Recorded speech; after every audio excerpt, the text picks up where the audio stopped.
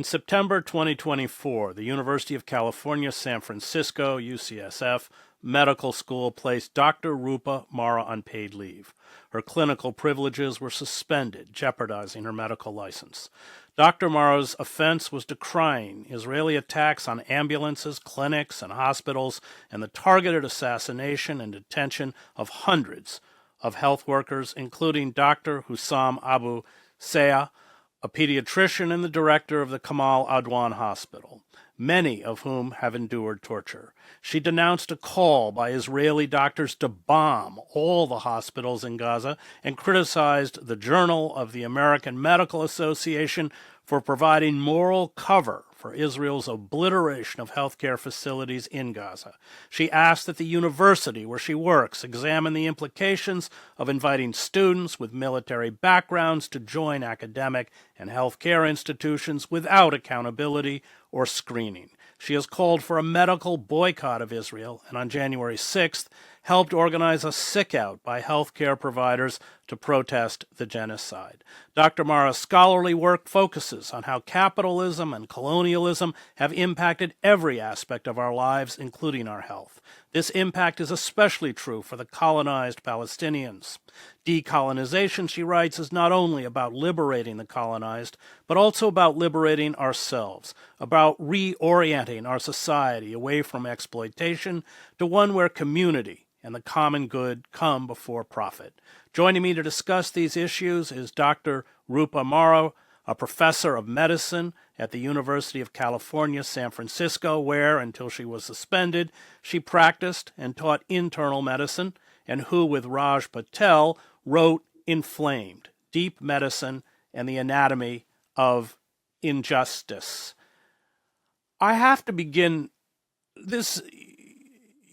You've been rooted in this decolonialization, this decolonizing for years and years and years.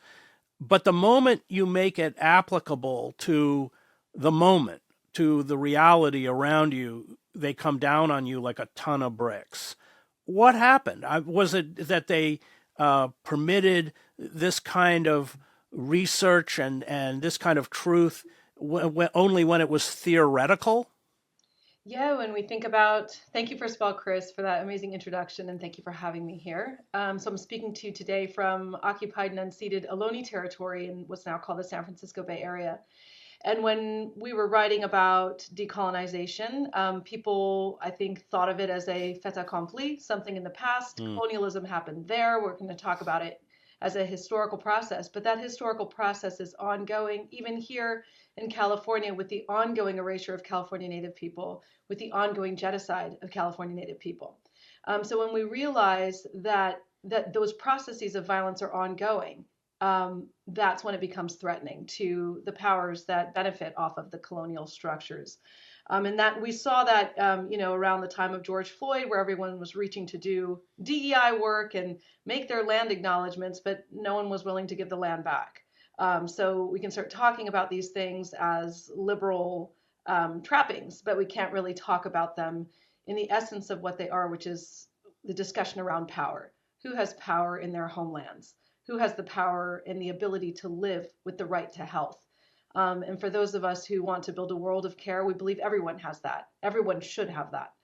And so when we started talking about Palestine, because that reality is an active settler colonial project with extreme violence right now, it's in the most extreme aspect of violence of settler colonialism, which is the genocide, which is the total erasure. From the scholasticide, which we just saw that historic vote from the AHA, to the decimation of the hospitals, the decimation of places of worship, of people's residences, of housing, of the olive groves, everything about Palestinian culture, identity, and the possibility of living a healthy life is being structurally attacked. And that is why, and part of how we understand this as a genocidal project. So I think that the very active, real threat that this scholarship poses to U.S. imperial interests, to U.S. empire, is why I'm being, targeted and attacked. But these are ideas that have been around for as long as colonialism has been around, for at least 600 years. Yeah, well, I went to these schools, and professors are quite happy to be radicals as long as the classroom door is closed. But as soon as they step outside, they, become utterly obsequious to the centers of power. That is not your case. That makes you the exception. It's not that it's not taught; it's just that it's not applied. Yeah, and I think that's part of the challenge that UCSF, where I work, has had with me is that while I've been a physician and I love my work serving patients in my community, I've also been an activist. I've also been a world touring musician where I learned a lot firsthand about the intersections between health and society by taking my band on the road. And when you travel around the world with music, people bring you into their communities, they tell you their stories. And it was very apparent to me as I toured for 17 years who was getting sick and how they were getting sick. And that really formed the basis of our understanding that came out in our book that Raj and I wrote, Inflamed, where we started to notice that there were dynamics of damage that were being created by social and environmental systems that have been created over the last 600 years to advance very specific agendas of concentrating wealth in very few hands and leaving the rest of the people, to serve the interests of those elite. And so right now is a moment where all of that is crumbling. And COVID was an important moment to start to show those things, corroding. And the movement for Black Lives and all the movements we've seen from the Black Panthers Party to the AIM movement and these movements around the world have been critical for raising our consciousness and raising our awareness. And now it's all hitting ahead as we're witnessing this targeted destruction of the Palestinian, the healthcare system in Gaza specifically, and the ripple effects that's having around the world. Let's talk about it. You've been on it from the beginning. Let's talk about what's happened to the healthcare system, and let's talk about the plight of medical people, people within the medical profession in Gaza, hundreds of whom have been detained. Many, we have credible instances of torture. And the director of the hospital that I mentioned in the introduction has disappeared. I don't think there's any hard information that we even know where he is. We can guess where he is in the Negev, but we don't know. Yeah, so we're calling, healthcare workers around the world are calling for the immediate release of Dr. Hussam Abu Safia, as well as the other more than 400 healthcare workers who are being detained by Israel. So since October 17th, with the bombing of the Al Ahli hospital in Gaza, Israel has embarked on this campaign to systematically and completely destroy the healthcare infrastructure of Gaza. And this targeting and destruction of the healthcare system was called on by over 100 Israeli doctors who signed a letter to call for this destruction. This isn't the first time Israel has attacked Gaza's healthcare systems. So hospitals have been bombed by Israel for years and decades before that. But since October 2023, with the complete siege on Gaza, where the electricity, food, water, medicine was not allowed to come in, and then the targeting attacks on the hospitals, bombing the hospitals and destroying the infrastructure of the hospitals, the combined impact of that is to accelerate the annihilation of the Palestinian people. Now, the pretenses that Israel has been giving that, oh, well, there's Hamas tunnels, there's a Hamas command center, there's a Hamas, even the absurdity of calling Dr. Abu Safia, a Hamas colonel. There has been no evidence for any of this. All of this has been under false pretenses and multiple independent investigations. AP, even the Associated Press had a piece. The UN has examined. We haven't seen anything like this. Doctors like Dr. Perlmutter, who went from the United States and came back, said no one saw a gun inside the hospital. No one saw any evidence of any military activity inside the hospital. What they saw were mass casualty events where over 80% of the people who were injured were children. What they saw, as the New York Times editorial piece revealed, was that children were being sniped in the head and in the chest. And I started receiving these reports as early as March of this year, as nurses were returning back from serving medical support in Gaza. So when we understand that these attacks are to actually specifically destroy the ability of the people who are there to help and heal those who have been harmed in these targeted bombings and attacks on residential units, on residential spaces, on universities, on schools. The people who are tasked with helping those people heal are being eliminated. And so Dr. Nick Maynard gave a talk at Trinity College Dublin where he described, that these Israeli military soldiers were entering hospitals, not only throwing drones, quadcopter drones with the guns in, throwing the drones into the hospital so the guns would just gun down patients and staff alike, but also entering the hospital to destroy things like the hemodialysis machines and the CAT scanners and the lab machines. So, Hamas is not hiding in those machines. This is an attempt to shorten the life of Palestinian people. And so I started receiving communication from Dr. Hassan Abu Sitta, who was the doctor who gave his testimony to The Hague back in October of 2023. And at that time, I had been commissioned by the British Medical Journal to write an article about decolonization. They wanted me to talk about decolonization of food. I do work around land return to California Native folks and growing food as a human right here in the Bay Area. And so as I was receiving these messages from Dr. Abu Sitta, I asked the editors at the British Medical Journal if I could instead talk about the decolonization of Palestine. And they agreed. And I said, I'm receiving these reports. So I wrote them up. Children and people receiving amputations without enough anesthesia. Surgeons doing surgeries by candlelight because there was no electricity. Physicians using vinegar from the corner store because there were no medications to treat deadly Pseudomonas infections. Just things that caused just horror to my ears as a physician. And so I would type up Abu Sitta's reports every day and send them in to the British Medical Journal, and they would ask me to rewrite. They asked me to rewrite this essay six or seven times, and then they flat out refused to publish it. Didn't give it we have other things we're publishing right now. Nothing like that came out in October or November of 2023. And imagine if it had, right? And so this is where we start to look at what is happening in the US and in the Western medical institutions. So people like myself who were starting to say, stop bombing hospitals, we're getting death threats and rape threats. We're put under investigation for their social media behavior immediately in November of 2023 by my university. We had the American Medical Association silencing even a discussion of a ceasefire resolution brought up by medical students in the minority group of physicians who are part of that organization, abandoning their normal democratic processes and silencing even a discussion of a ceasefire resolution. We had residents silenced, nurses suspended, and now a doctor was fired from Emory, who's Palestinian, who spoke up about the right for Palestinians to defend themselves in the face of Israeli aggression. And so when we start to look at, what that is about, what we are starting to understand that our repression here in the United States, in the UK and Canada, our repression here is a part of the genocide there.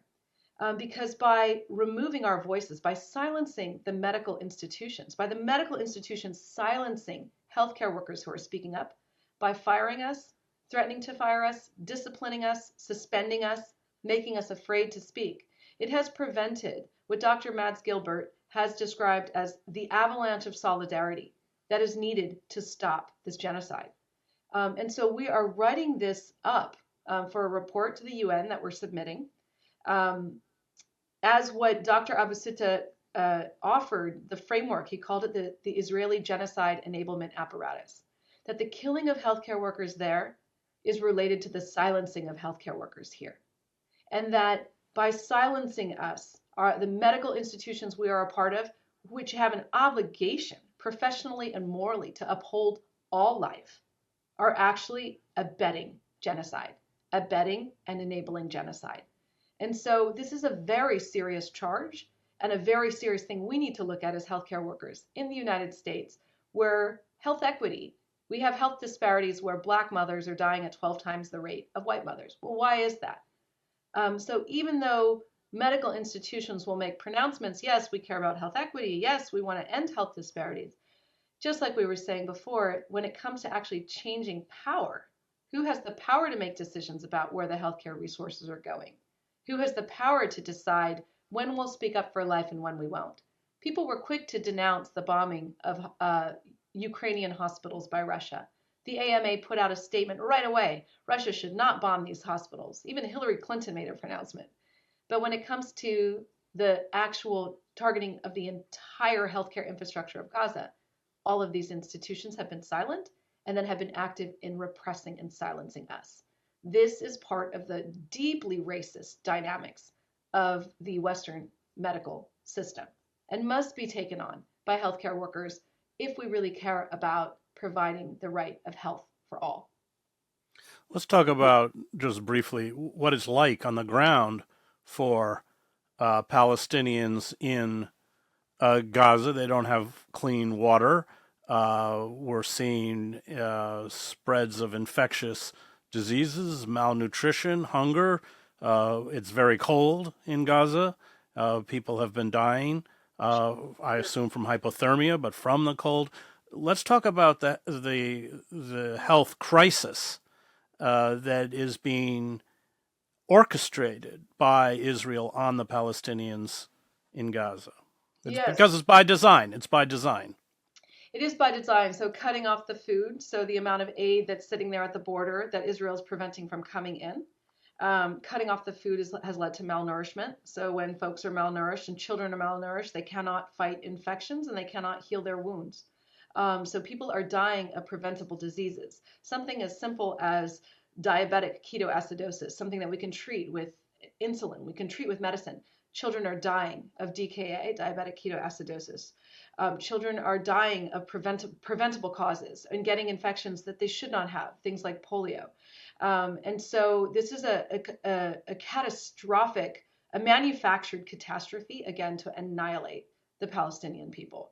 It is utterly dire. Children are freezing to death, as you just mentioned. There's no electricity, there's no fuel, there's no ability to heat themselves. Over 80% of the housing has been obliterated. There's no shelter.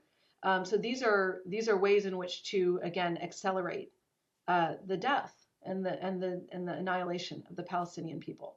So for physicians and healthcare workers on the ground, it is I can't even imagine the set of circumstances our colleagues are communicating. So the great work, I encourage everyone to follow Doctors Against Genocide. Every week we meet on Sunday. It's become our church, where we hear reports from our colleagues in Gaza about what's happening. We hear reports from physicians and other healthcare workers who have returned from Gaza to tell us what's happening most immediately on the ground and what's needed. And what's needed is an immediate arms embargo. The United States needs to adhere to its legal obligation to uphold the Geneva Convention and not abet genocide and not provide material support for genocide. We need an arms embargo. We need immediate humanitarian assistance into Gaza, unrestricted, not controlled by Israelis, but there to relieve the suffering of the Palestinian people. We need folks to stop normalizing the presence of genocide endorsers and perpetrators in our spaces of healthcare and in our institutions of learning. If we have, IDF reservists on campus, of course the students are not going to be free to speak. So we need to be able to push for the things that we know are necessary for life, which is the medicine, the food, the electricity, the water. So without these things, life becomes impossible, and that's what Israel is trying to ensure as they seek to depopulate Gaza. I want you to talk about the repression internally within the United States against people such as yourself who've spoken out and the mechanics of it. Is it the Dillard Foundation? Am I correct? Is that the right name? They are a funder of the Canary Mission, this insidious website that smears and attacks academics and students who speak out for Palestinian rights. They wield all these forces, these institutions, these entities wield tremendous amounts of money, and they use it. Now, I think the Dillard Foundation is a major contributor to your medical school. Is that right? But talk about how, behind the scenes, what is the engine driving this repression? It, of course, has close links with Israel. We saw that over the summer, where universities coordinated with so-called security groups, many with ties to Israel, on ways to essentially turn academic institutions into academic gulags, which they've essentially done. But explain for us how it works, because you've been a kind of target for them now for many, many months. Yeah, and it's been very revealing. And, I'm sure there will be lots of fallout from this for the American people to learn about, like for especially in California, where I work at the University of California. So this is a public university. So I was targeted by a California state senator, Scott Wiener, who is also a recipient of money from the Diller family. So the Diller family makes their money, and this is just my tale is an example because it's replicated ad nauseum across the country. But the Diller family makes their money from the Prometheus Real Estate Group. They are the largest corporate landlord of the Bay Area. So their ability to control the rents and set what the market rate is has functionally left thousands of working class people unhoused in the Bay Area. Okay. This group then goes and donates money to Scott Wiener, who is a California state senator who helps to greenlight their real estate development projects. Scott Wiener has ties to Israel. He's been several times during the genocide. Scott Wiener is also involved in a caucus that has gone through California's ethnic studies program and tried to remove any discussion about Palestine. Scott Wiener has personally harassed me and cyberbullied me online. And it was through his cyberbullying that I landed myself on the Canary Mission. So the Dillers fund Scott Wiener, the Dillers fund the Canary Mission, and the Dillers fund UCSF. So the largest funder to the entire UC system is the Diller Foundation. And so the question is, what are these relationships? When I first saw Scott Wiener tag UCSF online, and then UCSF respond with a defamatory post about me, which no one had ever seen before in the history of being at UCSF. Wow, they're attacking a faculty of color for her area of expertise, which is looking at power and health. So when that happened, some lawyers at the Center for Protest Law and Litigation were like, this is interesting. Are a California state senator, a donor, and a university conspiring to deny this professor her First Amendment rights? And that, and painting me as a Jew hater, as anti-Semitic, which has enraged my Jewish community here in the Bay Area, who I've served for years and years, and who wrap their arms around me as this outrage from the right wing has come. The Diller Foundation also funds an organization, or has funded organizations in the West Bank that empower settlers to evict Palestinians from their homes and to take them over. So these people are literally putting people in tents from San Francisco to Gaza, right? And so that understanding that these are not theoretical connections, these are a right-wing forces masquerading in California as a California Democrat, rainbow-washed Democrat, green-washed Democrat. Scott Wiener is one of the most right-wing forces in California. And we, as the people of California, so now California's public schools are overwhelmingly made up of people of color. And here are the people who are trying to insidiously and overtly remove our histories from what we learn, remove our, faculty of color, especially, it's women of color who are getting targeted. I think most of the people being targeted across faculties in the California system are women of color. So to silence us, to remove our histories, this is part of a right-wing project, a white supremacist project, I should also iterate here. And so that's why we're seeing these strange bedfellows of Christian nationalists in bed with these right-wing Zionists. And the American people need to learn about this, need to learn what is happening to our public school systems so that we can start to think wait, where do we want our money to be going? For example, the United States has given over $300 billion to Israel. Meanwhile, people in Israel have universal health care.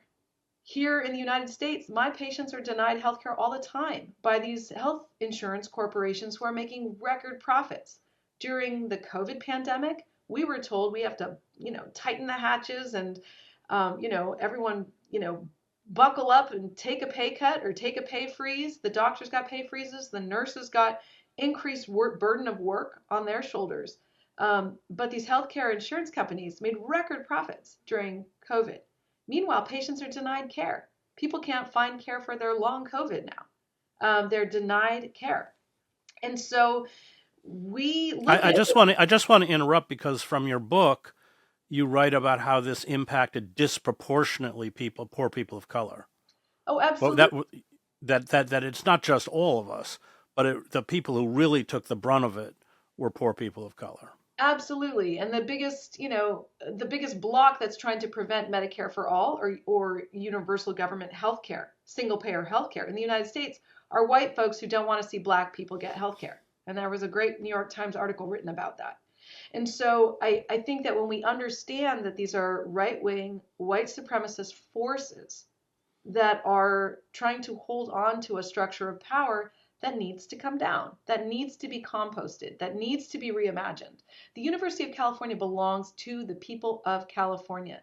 I, as a physician, serve the people of California, all of them.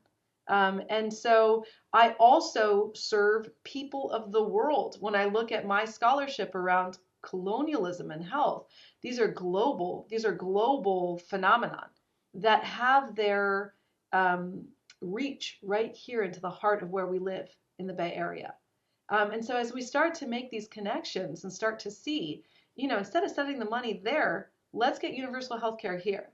Instead of, muzzling our students and creating, as you said, gulags on campus, let's invite them to participate in imagining the world that we need as we are confronting these intersecting crises of pandemic, of climate collapse, and now genocide. So we need the students engaged. We need them excited about building a better world, not demoralized, like I've seen across campuses. We need to get them activated again. What about the medical associations? You've also, run into conflict with the AMA and these big, large medical organizations. Why are they so uh, tied to the Zionist project? Because it's a part of U.S. empire. So, as we understand, the AMA, these medical associations are mouthpieces for U.S. empire. They're not mouthpieces for the health of the people of the United States. And that's where we start to have to look at how we dissect away empire from the work of being a doctor, from the work of being a physician, the work of being a healthcare worker. We want to serve our communities. We want to see everyone get healthcare, have housing, have education without going into debt. Medical debt in the United States is the number one cause of personal bankruptcy. We know that debt itself is a driver, an independent driver of chronic inflammation. Raj and I wrote about that in our book. And so when we look at, these systems, it's a clear indication that it's time to start inverting them. We don't need to shoot CEOs in broad daylight. That doesn't solve anything. What does, though, is people organizing their labor, organizing themselves, and refusing to participate in a system that will take our money and send it to destroy a healthcare system in one country while we are not getting healthcare here. And it's a critical time to do that. Let's talk about your report, which you're about to submit to the UN. Tell us what it is you're writing about and what you're proposing. So this report is being written probably about by 20 different healthcare workers now and lawyers, some who are in Gaza, some who've been to Gaza and come back and reported, some of us who have been here and just advocated to stop the genocide. This is a project that we're doing with Doctors Against Genocide, which has been a wonderful group to advocate for ending this and all genocides. But in that report, we are describing fully what we're calling the genocide enablement apparatus of Israel as it pertains to the destruction of healthcare in Gaza and the silencing of healthcare workers across the West. We understand that these things are related and that and they need to be treated as such. So in addition to that framework and analysis, we're also advocating for doctors, for physicians to be involved in the international legal framework around when we define and call something a genocide. It does not take months to see that this was a genocide. So for those of us who were in touch with the physicians on the ground and the healthcare workers on the ground in October, it was clear that this was a genocide. How people were being targeted, the kinds of wounds we were seeing, the kinds of structural targeting we were seeing of those things that were necessary for life. So water, food, medicine, energy, and then shelter. So when we saw those things go down, for physicians, it was very clear that this was a way to accelerate the annihilation of the Palestinian people. And so our report makes an argument for why doctors need to be involved from an international framework to prevent future genocide. So we're not waiting for the legal back and forth the way that we have. And talk about the sick out. So this is, what is it, a one-day work stoppage, these kinds of activities to begin to push back against the genocide. Yeah, so this sick from genocide is the name of the campaign. Some of us have taken longer leave. So people are experiencing severe moral injury. The healthcare workers around the world have been shocked, not only by the violence that they're seeing, patients burned alive in their beds, physicians tortured to death, like Dr. Adnan al-Bursh, by Israeli military, by Israeli doctors. So that was an article in the British Medical Journal. So physicians, healthcare workers, nurses, we are experiencing high degrees of moral injury in just witnessing this genocide. Not only that, the silencing that's happening in our medical institutions further dehumanizes us because we are not able to enter our places of work with our grief. We are not able to say out loud, oh my God, they killed 18,000 children. I just saw a picture of a child burned alive. We're not able to talk about that. And that repression is causing another level of moral injury to healthcare workers. And so what people have asked for is just a time to grieve, a mental health break. And when we look at that too, with the dehumanization that's required of us every day as healthcare workers in a capitalist system, where we are witnessing people denied the care that they deserve from the healthcare insurance companies, there's just a toll that happens. Physician burnout is one of the leading causes of suicide. Our profession has a very high rate of suicide, and burnout is an inappropriate term. We're not burning out. We're being morally injured. We're being morally injured by these structures. And so this is a time for us to grieve, for us to gather, for us to take care of ourselves, as well as a time for us to start thinking about how to organize our labor so that we can start building the healthcare system we need. Because medical students don't want to be part of that violence. They're asking for something different. Where do you, if you can draw a historical parallel? I mean, I was in Sarajevo during the war, and it's not that the hospitals wouldn't get hit. They did, everything got hit. But they weren't targeted. They weren't destroyed. They weren't obliterated. I'm having a hard time remembering, a kind of scorched earth campaign where, we have Israeli tanks surrounding hospitals, firing into these hospitals. There was a massacre at Al Shifa Hospital. Is there a historical analogy to what's happening?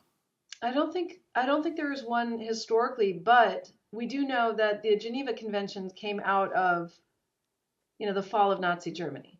That we decided collectively in the world that we did not want to see the targeting of healthcare facilities because we understand that it's critical for people who are sick to get care, and it's critical for healthcare workers to work without this kind of threat.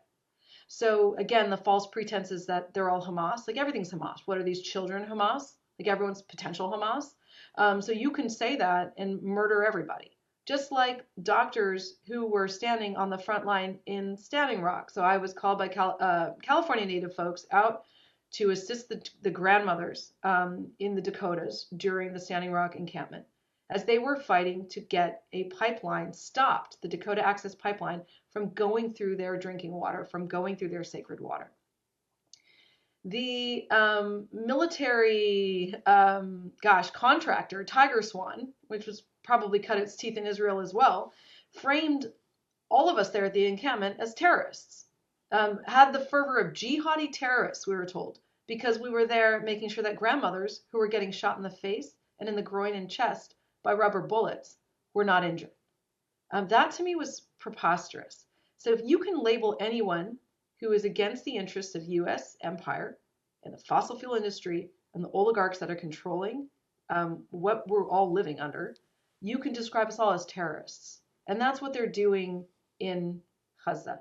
And there hasn't been something like this. And what's atrocious is that the West has been silent, that Western medical institutions that were part of the doctors' trials, the Nuremberg trials, looking at what happened in Nazi Germany and deciding to create something different, that those medical institutions have been silent. And so it's a time for us to push back. It's a time for us to speak up. I've been hammered. I have been hammered for 15 months, and I'm still here speaking.